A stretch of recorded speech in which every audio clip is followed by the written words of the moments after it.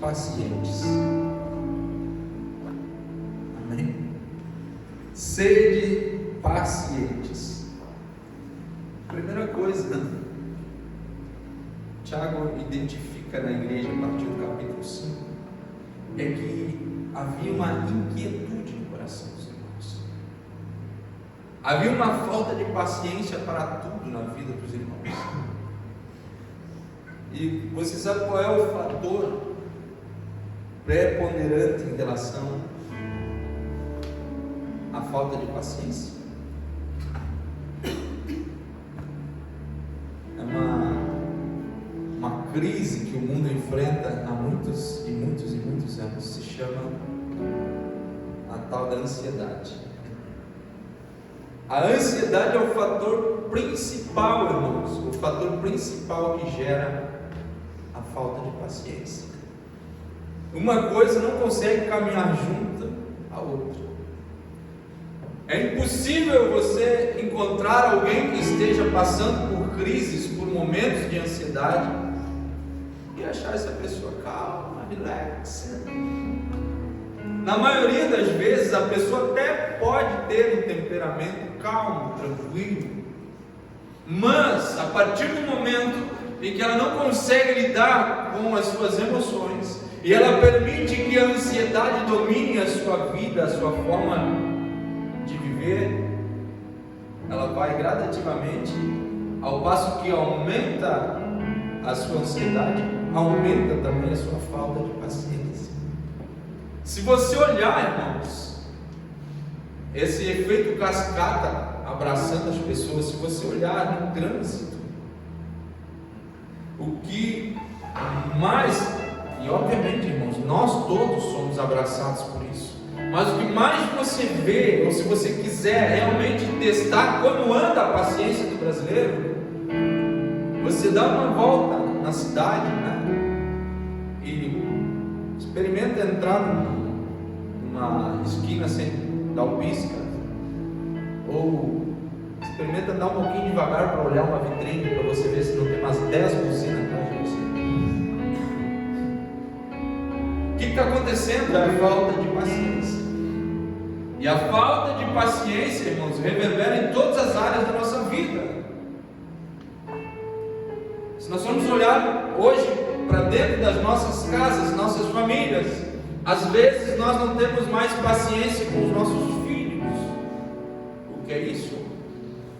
É a ansiedade nos sufocando e reverberando em nós a falta de paciência.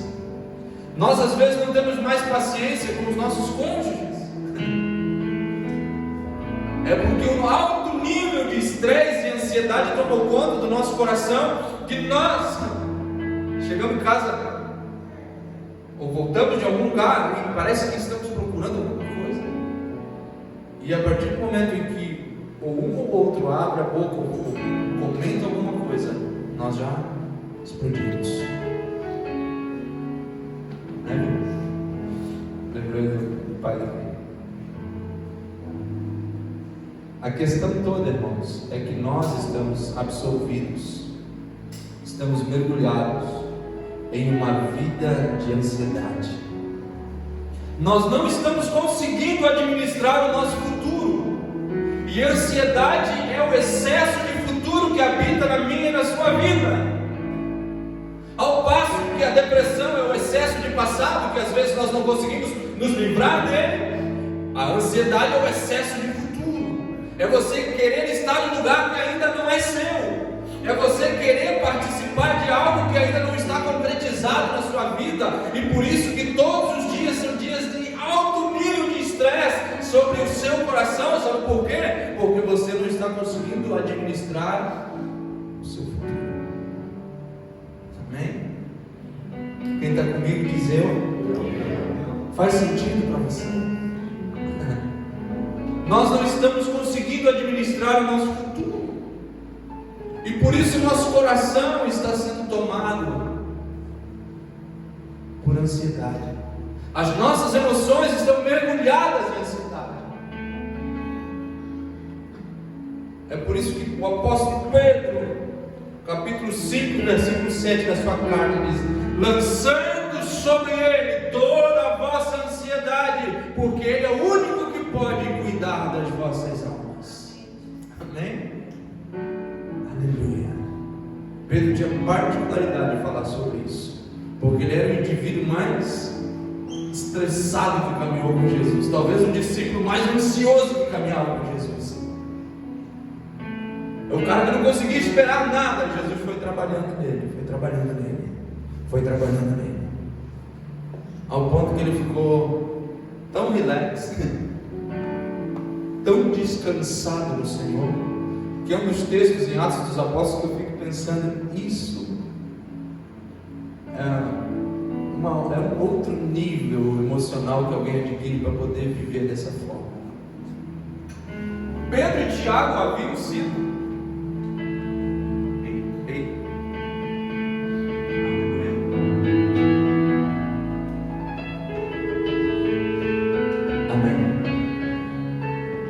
Tiago estavam presos.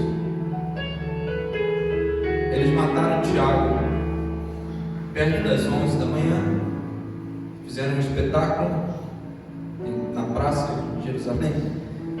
E Pedro assistiu à morte do seu amigo. E disseram para Pedro: volte para a cadeia. Prenderam ele de novo. Falaram assim: mas a gente vai proporcionar um espetáculo por vez. Amanhã vai ser seu dia, Pedro. Amanhã a gente mata você. Pedro foi para a cadeia. Aí você imagina alguém falar para você assim: amanhã vai ser o dia da sua execução. Não sei você, irmão, eu não ia conseguir descansar um minuto. E a Bíblia diz que Pedro voltou para a cadeia, para a cela dele. Ele foi dormir relaxadamente, dormiu, ferrou no sono. Só que havia uma igreja que estava orando por ele. E a Bíblia diz que o anjo do Senhor entrou na prisão para libertá-lo. E o Pedro estava tão relaxado, tão tranquilo, que ele estava dormindo ao ponto de o anjo ter que chacoalhar. Pedrão, acorda aí, rapaz. Porque Pedro havia conseguido jogar aos pés do Senhor Jesus toda a sua ansiedade. Amém? Eu preciso ser muito honesto com você aqui. Eu já tenho verbalizado isso algumas vezes, e você vai ver o seu pastor falar isso outras várias vezes. Nós precisamos entender. Primeiro, eu não sou um indivíduo retrógrado e nem contra a ciência. Eu aconselho você a procurar profissionais de saúde relacionados aos seus problemas. Amém, irmãos? Se você precisa de um psicólogo, converse com um psicólogo. Se você precisa de um terapeuta, converse com um terapeuta. Se o caso for mais grave, um psiquiatra, converse com um psiquiatra. Mas eu preciso dizer a você que psiquiatra, terapeuta e psicólogo não vão aliviar e não vão conseguir remover a sua ansiedade. O máximo que eles vão fazer é prescrever algumas medicações para você silenciar ela dentro de você, mas quando o efeito passa, ela explode de novo. Agora, a Bíblia diz que aquele que lança em Jesus a sua ansiedade pode ficar descansado, porque Ele tem poder para cuidar da minha e da sua vida, para a glória do nome de Jesus. Amém, irmãos? Glória ao nome do Senhor. E Tiago estava olhando para a igreja e vendo a igreja sem paciência. Irmãos, isso há 2000 anos atrás, e tem gente pensando que a falta de paciência é porque a cidade anda muito ruim. Irmãos, há 2000 anos atrás, os crentes estavam igualzinho eu e você, tudo sem paciência, tudo com a tampa da chaleira voando. Há 2000 anos atrás, os sintomas eram iguais: o estresse, a angústia. Tiago diz assim: gente, preciso dar um conselho para vocês. Vocês precisam ser pacientes. E alguém pergunta lá, disse: Tiago, mas paciência para quê? E eu quero caminhar com o Tiago esta manhã em algumas coisas na nossa vida que nós precisamos ter paciência. E se você não conseguir desenvolver isso, eu lamento te dizer, mas você vai sofrer e vai sofrer muito. Amém? Tem um memezinho do menino que diz: dificilmente você vai parar de chorar. Você vai sofrer muito se você não conseguir desenvolver isso em Jesus. Primeiro, você precisa ter paciência para compreender que o seu tempo não é o tempo de Deus. Amém? Amém? Você precisa ter paciência para compreender isso, que o seu tempo, ele não é o tempo de Deus. Mas pastor, eu queria que fosse agora. Eu queria que algumas questões que estão acontecendo na minha casa, na minha família, na minha empresa, no meu coração se resolvessem hoje ainda. Mas esse é o seu querer, essa é a sua vontade, esse é o seu tempo. E Deus não trabalha, eu tenho informado isso nessa igreja, mas eu preciso que você aprenda isso. Deus não trabalha dentro do seu tempo. Deus não se move dentro daquilo que talvez para você é o mais importante, mas para Deus não é o mais importante. Agora, quando você conseguir desenvolver isso, você vai ver que a sua vida muda de patamar. Quando você conseguir entender que você quer tanto uma coisa, mas isso não está acontecendo, e você relaxar no Senhor e dizer: Senhor, eu espero o teu tempo. Eu gostaria que fosse no meu, mas eu estou entendendo que não vai rolar no meu tempo. Então eu estou aqui. Toma a minha vida, toma essa causa, toma essa perturbação, angústia do meu coração. Eu entrego ela nas tuas mãos. Eu sei que o teu tempo será realizado. Agora, quando nós não conseguimos assimilar isso, irmãos, é uma dificuldade atrás da outra. Amém? É por isso que o salmista estava dizendo: Senhor, ensina-me a contar os teus dias. Os meus dias, melhor dizendo. Ensina-me a contar os meus dias aqui na terra. Sabe o que ele está dizendo? Me ensina a contar o teu tempo sobre a minha vida. Amém? Amém, irmãos? Sabe, enquanto você não conseguir assimilar isso, enquanto você não conseguir assimilar que o tempo de Deus não é o seu tempo, você vai viver sem paciência. Porque quando você quer uma coisa e isso não acontece, isso faz com que você tenha um excesso de emoções dentro do teu coração, querendo sair porta fora, e você fica atribulado, fica nervoso, fica bravo e fica sem paciência. O Espírito Santo do Senhor, esta manhã, trouxe essa palavra de admoestação ao seu coração. Ele está dizendo: espere o meu tempo na sua vida, espere o meu processo acontecer na sua vida. Nunca será no seu tempo, mas sim no tempo de Deus. Amém? Você pode acelerar o tempo. Muitas vezes nós pensamos que Deus está atrasado, e tem um jargão popular que diz assim: Deus tarda, mas não falha. Isso é mentira, irmãos. Deus não tarda. Acontece que Ele sempre vem no tempo dEle. Amém? Que negócio é esse que Deus tarda e Deus tardou? Não, irmãos. Deus não tardou. A justiça divina tarda, mas não falha, não. A justiça divina nunca é tarda, nunca é tardia, nunca atrasa, mas ela sempre vem na hora certa e no tempo de Deus, não no meu e no seu tempo. Sede pacientes, diz Tiago. Segura a tua onda. Não é no seu tempo, é no tempo de Deus. Não é na sua vontade, é na vontade de Deus. Sede pacientes para esperar o tempo de Deus e não o seu tempo. Irmão, eu vou falar uma coisa para você aqui. Talvez aqui resida uma das maiores, ou um dos maiores segredos de uma vida com Deus. Por isso é tão difícil.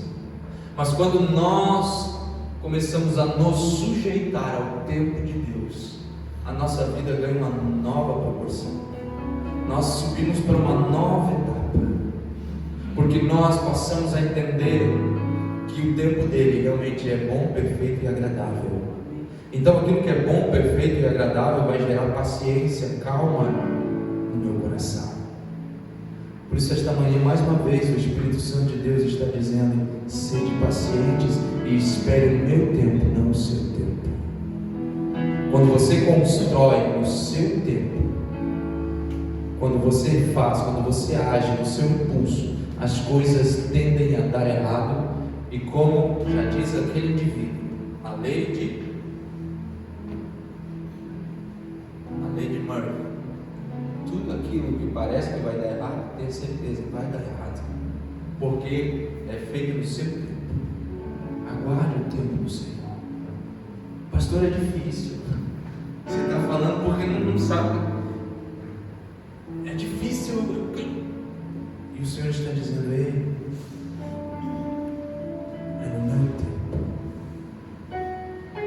O Senhor desceu nos carvalhais de Mamre e conversou com Abraão e com Sara e disse: eu farei de vocês uma nação mais numerosa do que as estrelas do céu e do que a areia da terra. E disse para Sara: você vai gerar um filho. E disse para Abraão: você será pai de uma multidão. E Deus carimbou aquela promessa, só faltou dizer para eles: é no meu, não no seu tempo.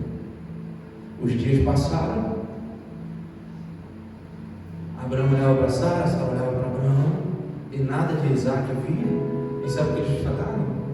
Sabe o que eles disseram? Vamos ajudar Deus a acelerar o tempo. E eles estrearam há 3.000 anos atrás o que viria a ser uma novidade para a ciência hoje, que é tal de barriga de aluguel.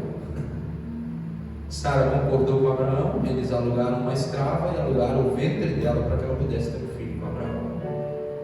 A escrava Agar, uma egípcia.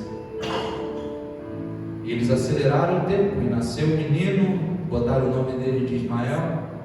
Bom, a aceleração do tempo que Abraão fez causou uma desordem no mundo, e até hoje a nação de Israel é oprimida pelos seus irmãos árabes, porque de Ismael descendeu toda a geração do mundo árabe, e de Isaac a descendência da promessa.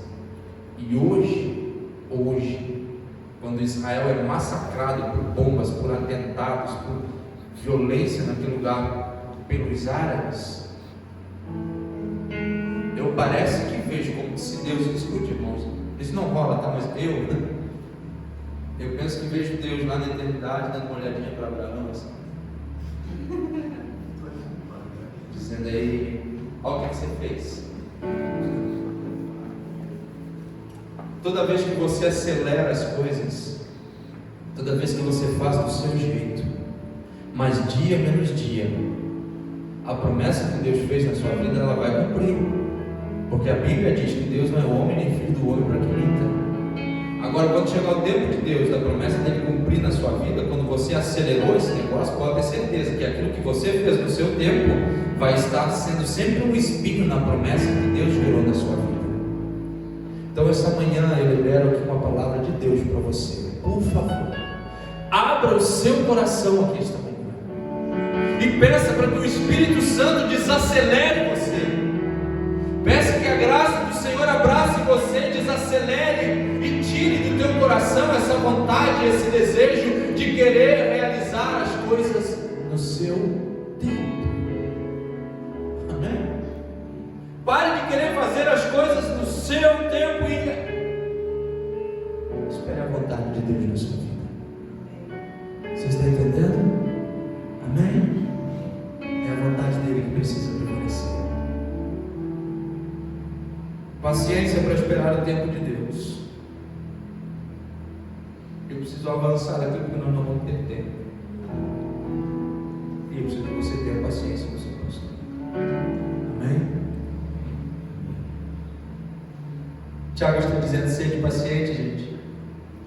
E ele diz assim: fortalecei os vossos corações. Fortalecei os vossos corações. Deixa eu perguntar para você aqui hoje.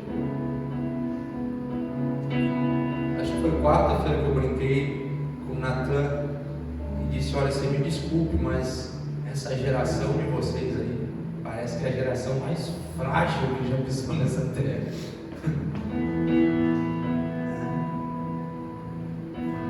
É uma geração que reclama, que tem problema, que tem dificuldade. Isso, irmãos, tem abraçado. É claro que eu não estou querendo de forma alguma rotular os irmãos, nem a geração Z que está aí, né?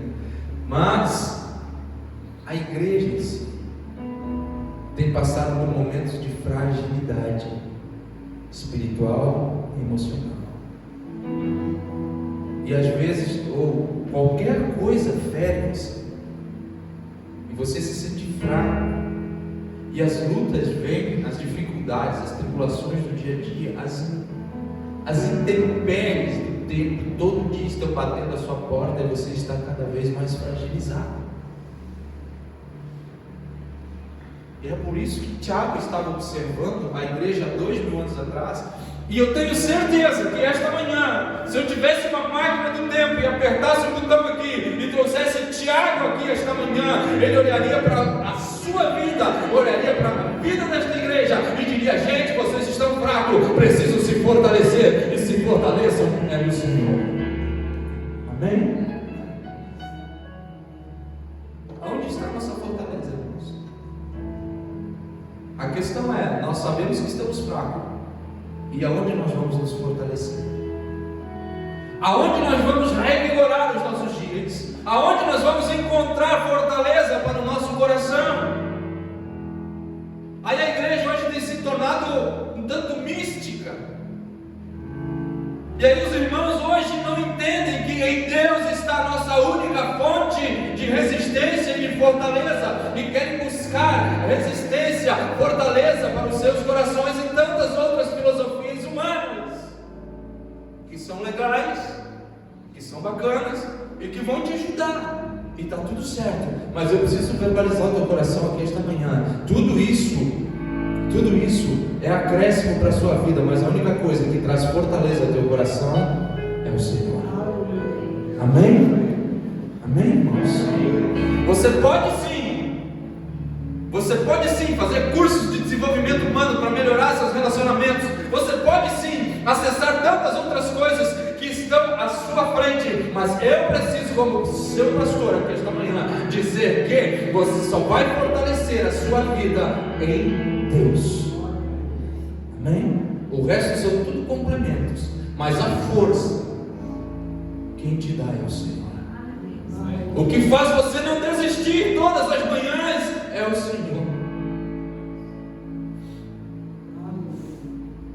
Sabe? Aqueles dias que você pensa e olha para trás e fala assim: eu vou desistir de tudo e de todos.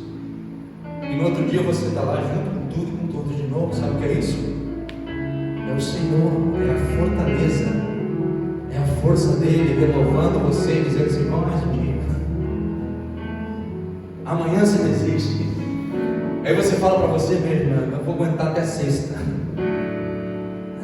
Eu vou aguentar essa família até o Natal. Depois do Natal, meu Deus.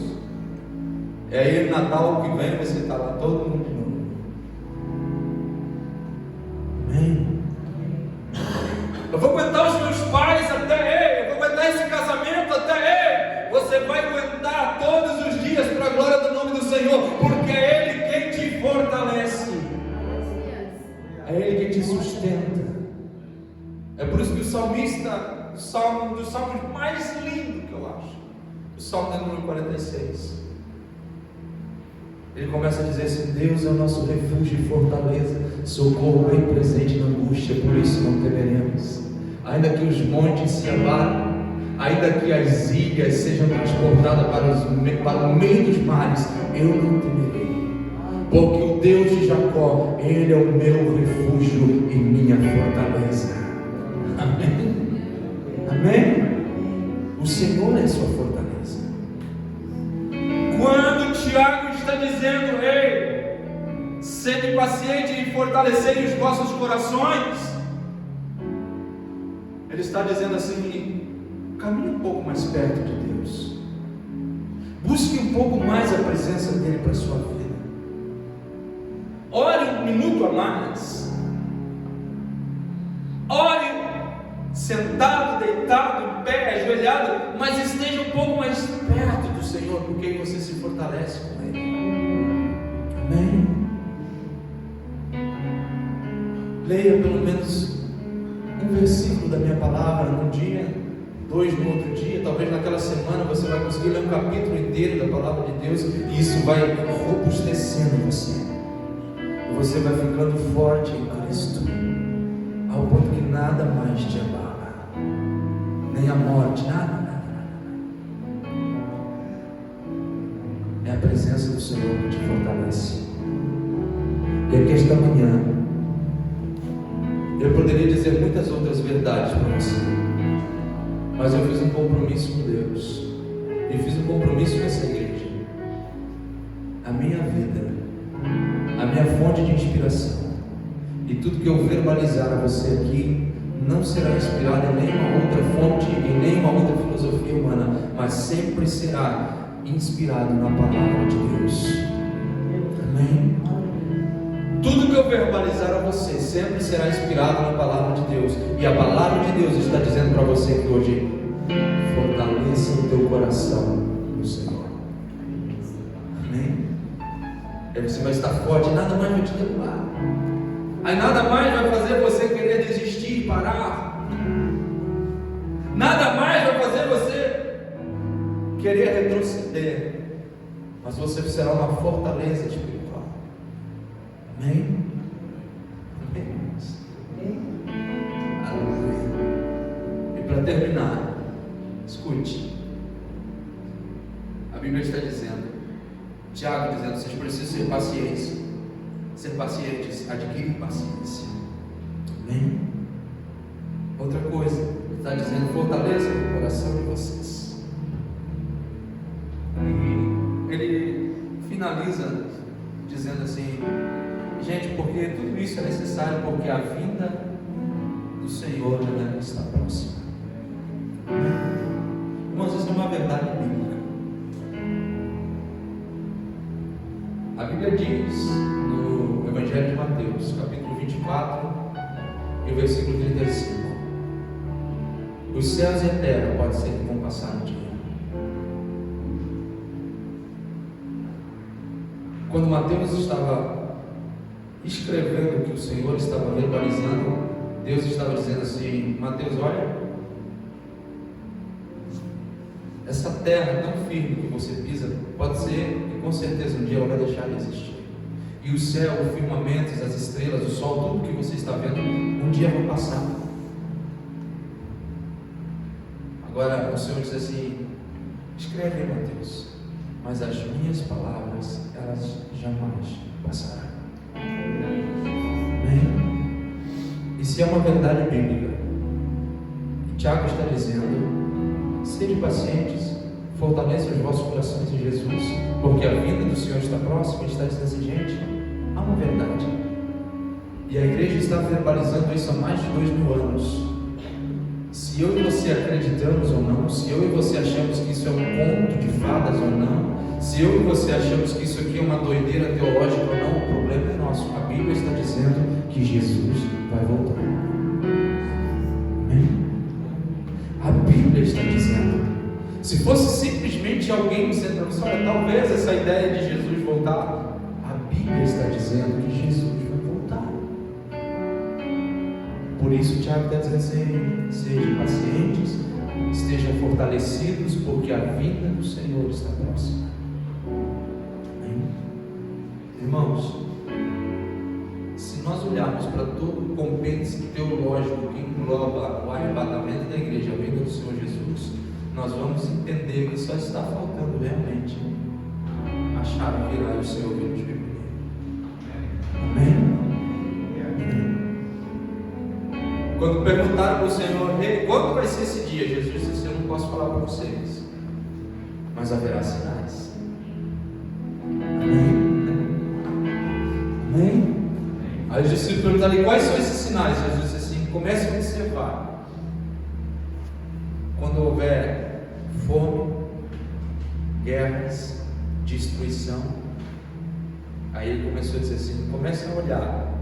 Quando houver filho contra pai, pai contra filho, irmão contra irmão, comece a observar.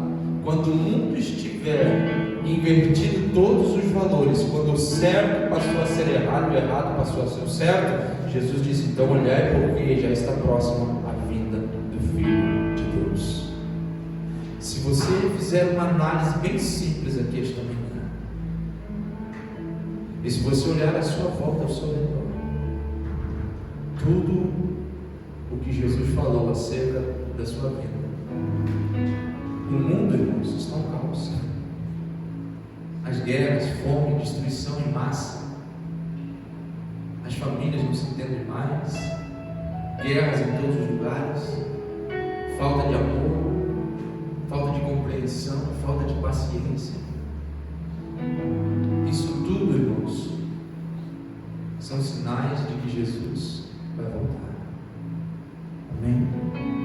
Eu quero muito, como você, construir um legado aqui para esta cidade, mas eu quero mais ainda é que talvez isso não dê tempo, Jesus venha e volte antes de nós construir isso.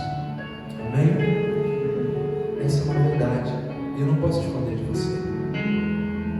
Eu não posso esconder de você que essa vida tudo é efêmero e passageiro. Há um lugar, há um céu, onde as coisas são eternas. Amém, irmãos?